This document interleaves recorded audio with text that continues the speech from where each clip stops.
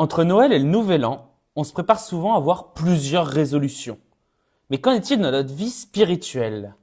Je vous propose de prendre un petit moment pour découvrir ensemble comment faire un vrai bilan de sa vie spirituelle et comment grandir dans la sainteté. Prenez une bonne bière, installez-vous confortablement, vous écoutez le cas Tolique et aujourd'hui nous allons découvrir comment faire un bilan de notre vie spirituelle pour l'année à venir et l'année passée.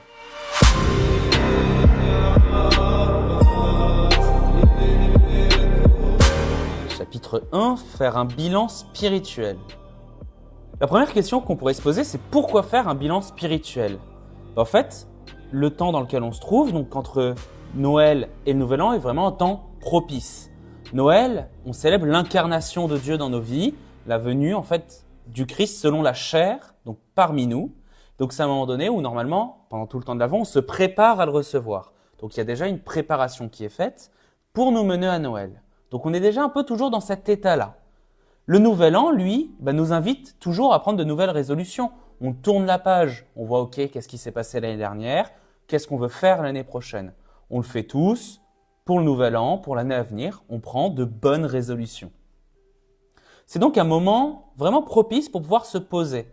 On a toute cette préparation qu'on a eue pour Noël, donc on a toujours tous ces restes, on pourrait dire, de cet état spirituel et aussi psychologique, physique, la totalité dans lequel on était, et aussi cette dynamique de « je veux être dans la nouveauté, dans le renouveau ».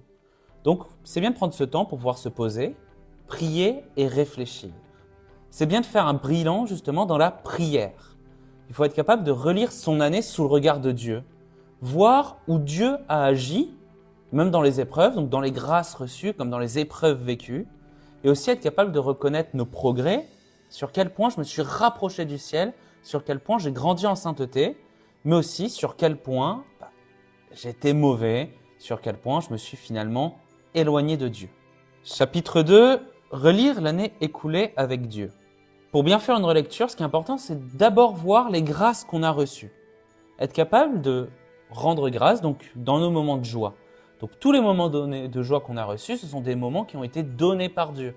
En fait, il faut être capable de rentrer dans cette dynamique, de se dire ce que j'ai vécu de bon, ce que j'ai vécu de bien, c'est quelque chose qui me rapproche de Dieu, qui m'amène à Dieu. Donc tous mes moments de joie, qu'ils soient petits comme immenses, que ce soit par exemple, très bien, j'ai une nouvelle paire de chaussettes exceptionnelle, comme pour les couples, ça y est, on accueille un enfant, tout ça. Ce sont des grands moments de joie comme des petits, donc être capable de rendre grâce et de rendre compte de ces moments de joie. Aussi être capable de trouver les moments donnés où finalement nos prières ont été exaucées. Tout au long de l'année, on a demandé des grâces à Dieu tout au long de l'année, on a fait des prières, on a demandé des choses. Eh bien, Dieu nous répond. Et être capable de se rendre compte, ok, là Dieu m'a répondu à cette prière-là. Et aussi de quelle façon il a répondu. Des fois, on fait une prière, Dieu nous répond absolument pas de la façon dont on s'attendait ou absolument pas de la chose qu'on a demandé. En fait, Dieu nous donne toujours ce qu'on a besoin, pas juste ce qu'on demande, mais ce dont on a besoin. Donc être capable de se rendre compte, ok, j'ai fait cette prière-là, comment j'ai grandi avec cette prière, comment Dieu a exaucé cette prière et donc qu'est-ce que j'ai reçu? Quelle grâce j'ai reçue? Et aussi les rencontres qu'on a fait, on oublie souvent, mais des fois on fait des rencontres qui vont nous pousser à la sainteté. Ça peut être un ami, un prêtre, quelqu'un qu'on a croisé. On a rencontré des gens qui nous ont permis de grandir dans la sainteté, qui nous ont permis finalement de se rapprocher de Dieu. Il faut donc être capable de rendre grâce. Rendre grâce, c'est vraiment dire merci. Être en action de grâce, donc dans la grande joie, dire merci Jésus pour tout ce que j'ai reçu cette année, pour toutes les choses que tu as fait en moi, autour de moi. Parce que le premier changement qu'on vit au final, c'est intérieur. Tout ce qui se passe autour de nous, c'est presque secondaire, on pourrait dire. La première transformation, les premières grâces qu'on reçoit, ça va être intérieur.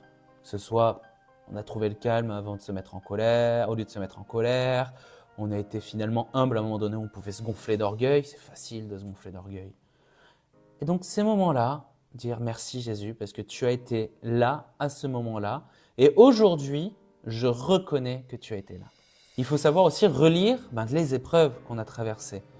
Déjà, toutes les difficultés. Quelles ont été mes difficultés cette année? Qu'est-ce que j'ai vécu qui a pu être douloureux, difficile, contraignant? Quelles sont ces choses-là qui ont fait que ça n'allait pas bien. Être capable de relire la chose, donc en trouver la source, d'où ça vient, essayer de voir qu'est-ce qui a pu causer, comment j'ai pu traverser, répondre, comment j'ai réagi à tout ceci. Et aussi, le plus important, être capable de se dire quelles ont été les opportunités de croissance spirituelle dans ces difficultés, dans ces moments d'épreuve. Est-ce que ce ne serait pas lié à une grâce qu'on a demandée? Seigneur Jésus, je t'ai demandé la grâce, la vertu de la force. Est-ce que le bon Jésus va nous donner comme ça d'un seul coup des super pouvoirs? Si ça vous arrive, tant mieux, mais c'est peu fréquent. En général, Dieu nous donne des occasions de pouvoir acquérir, de pouvoir presque conquérir ces vertus, d'être en état de les recevoir. J'ai demandé la vertu de la force, j'ai eu des épreuves qui me demandaient de la force. Est-ce que je me suis refermé sur moi-même, commencé à pleurer, que c'est difficile, machin chouette, ou est-ce que j'ai exercé la force que Dieu commence déjà à me donner dans l'épreuve pour pouvoir tout simplement vivre de cette vertu-là? On peut le faire avec toutes les vertus. Voilà, la force, je trouve, c'est un bel exemple. Et donc voir dans toutes nos épreuves les points où on a grandi en sainteté, mais aussi humainement. Lorsqu'on grandit en sainteté, on grandit en humanité. Et donc, voir derrière aussi nos chutes, tous les moments donnés où en fait on a raté. J'ai demandé la grâce d'avoir la vertu de la force. Le bon Jésus il m'a mis une épreuve en face de moi qui demandait de la force. Et j'ai raté, je suis tombé, j'ai loupé, j'ai fui. D'accord. Quels ont été tout de même les fruits de mon échec, de ma chute? Dieu, c'est vraiment un Père qui cherche à nous accompagner, à nous guider. On le voit avec toute l'histoire du peuple d'Israël dans l'Ancien Testament. C'est un Père patient qui nous accompagne malgré nos chutes et qui nous fait grandir malgré nos chutes. Donc comment, à travers ces chutes-là, j'ai pu grandir? Quels ont été les fruits invisibles au final, parce qu'on ne les voit pas du tout sur le moment, de mes chutes? Et quels ont été les fruits aussi de chacune de mes luttes? Enfin, être capable de relire les moments de faiblesse qu'on a eus. Donc évidemment, on a chuté. Mais il faut être capable de voir où est-ce que j'ai chuté, comment j'ai chuté, pourquoi j'ai chuté. Mais le plus important, c'est de ne surtout pas se culpabiliser. C'est un peu le jeu du démon, le jeu du malin, ça. Il veut qu'on se sente minable quand on a péché. Il veut qu'on se sente vraiment mauvais, indigne. Parce qu'en faisant ça, il nous éloigne de Dieu. Il cherche à ce que nous-mêmes, on se coupe de notre dignité de fils de Dieu. Et lorsqu'on se coupe de notre dignité de fils de Dieu, en fait, on perd un peu tout. On s'éloigne de Dieu finalement, et là, c'est loupé. C'est vraiment son objectif. Donc, lorsqu'on chute, lorsqu'on revoit nos faiblesses, c'est important déjà de les décrypter, de se rendre compte de « Ok, c'est arrivé pour ça, pour éviter de le refaire. » Mais aussi, important de se dire « Je ne suis pas juste mauvais, je ne suis pas juste minable. J'ai chuté sur ce point-là, d'accord, sur ce point-là, je suis mauvais. » En fait, je reste digne de Dieu, je reste un digne fils de Dieu. Il est donc important de se le rappeler et de ne pas commencer à vouloir se séparer, se culpabiliser, à en mourir. Il faut avoir une sainte et une saine culpabilité. Culpabiliser de s'être éloigné de Dieu, culpabiliser de ne pas avoir fait la volonté de Dieu, de s'être fait du mal. Il faut que ça nous mène tout simplement à la confession, à aller demander pardon et surtout pas à s'éloigner de Dieu. Et enfin, ça demande beaucoup d'humilité, mais accepter la miséricorde de Dieu. Dieu, il est miséricordieux, il nous donne sa miséricorde. Il faut tout simplement l'accepter, être capable de la recevoir. Si ça n'a pas été déjà fait avant Noël, pourquoi pas aller se confesser avant le Nouvel An? Ça laisse quelques jours, là, très peu de temps, mais suffisant. Pour tout simplement aller recevoir avec humilité la miséricorde de Dieu, de se rendre compte qu'ok, là je me suis séparé de Dieu, là je me suis éloigné de lui, là j'ai manqué à la charité.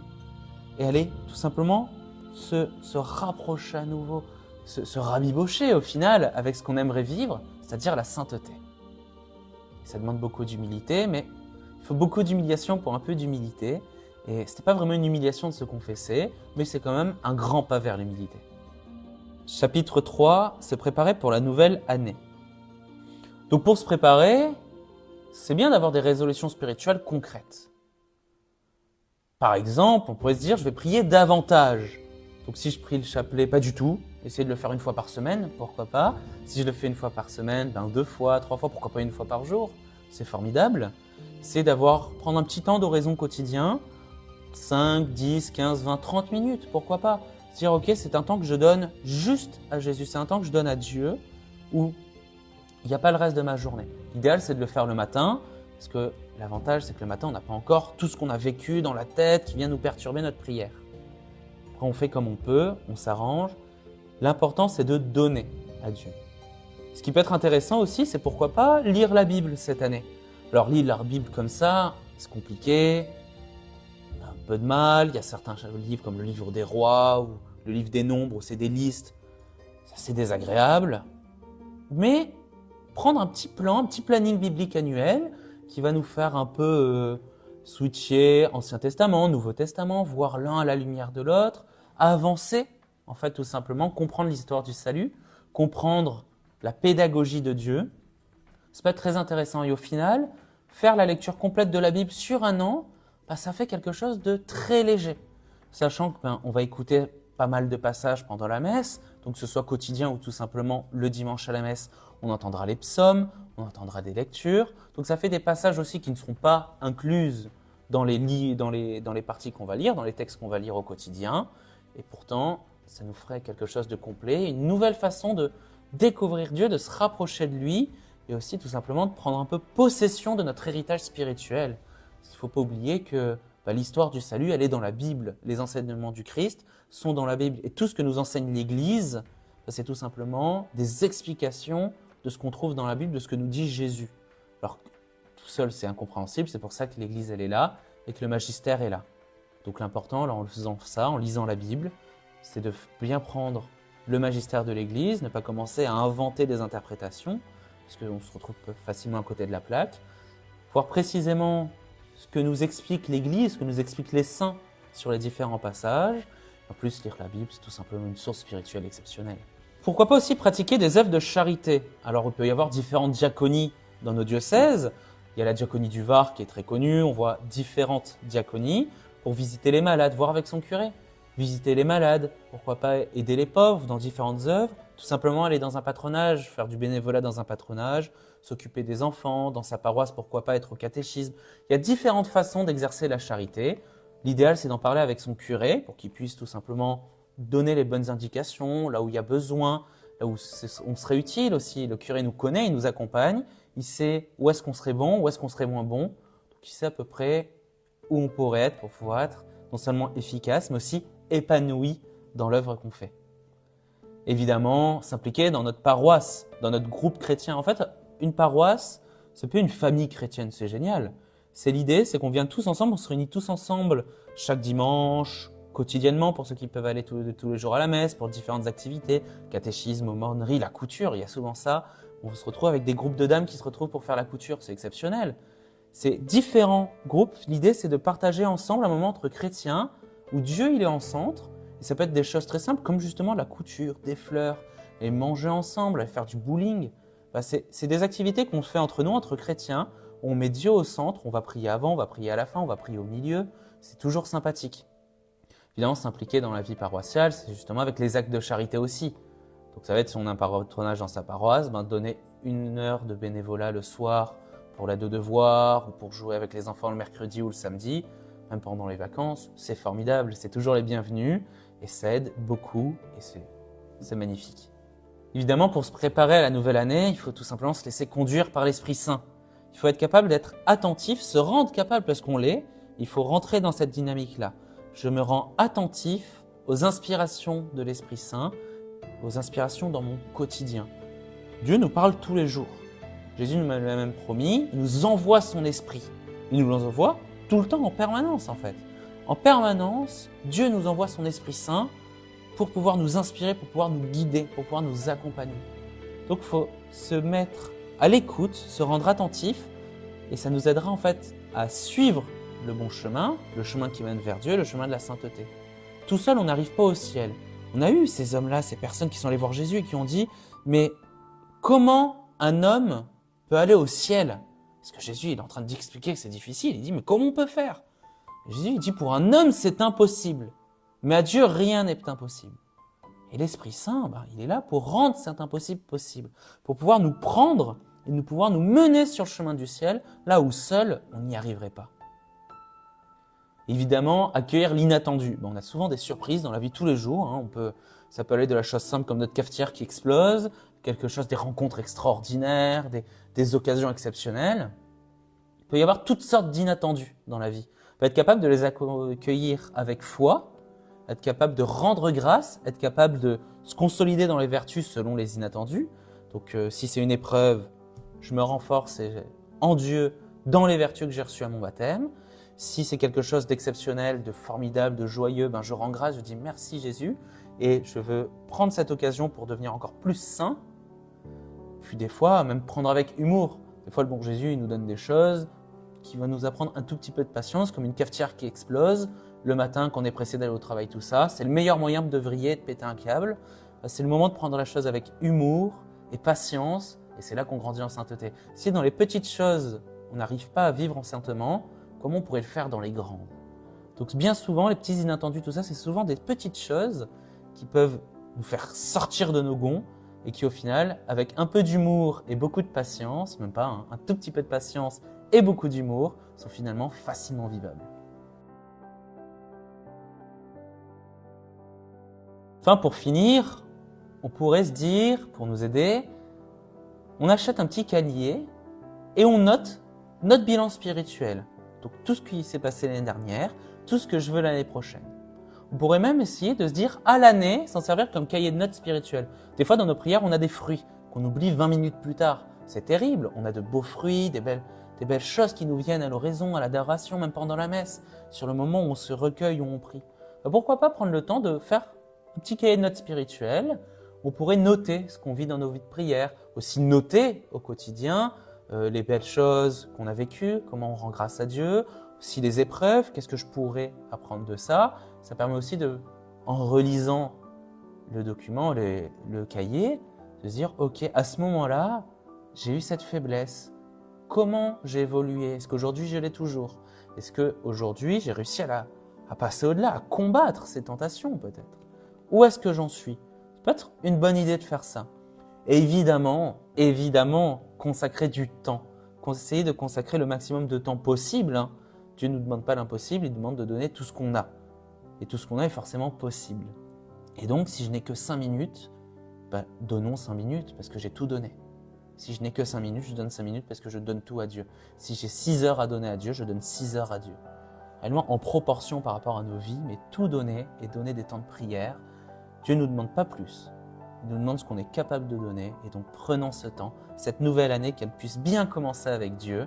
Tout simplement, se dire, 2026, je suis déjà saint. N'hésitez pas aussi, ça peut être une bonne étape, pourquoi pas de grandir en sainteté, de vous abonner à la chaîne YouTube. Mettez un like, ça peut être intéressant. Et en commentaire, si vous avez des idées de choses qu'on pourrait faire pour pouvoir grandir en sainteté, de nouvelles résolutions, tout ça, partagez ça. C'est avant tout un lieu de partage, donc partageons ensemble les outils de sainteté. Je vous souhaite un très joyeux Noël, une bonne année, et évidemment de grandir en sainteté, comme Jésus a dit, soyez saints comme je suis saint. Prosit.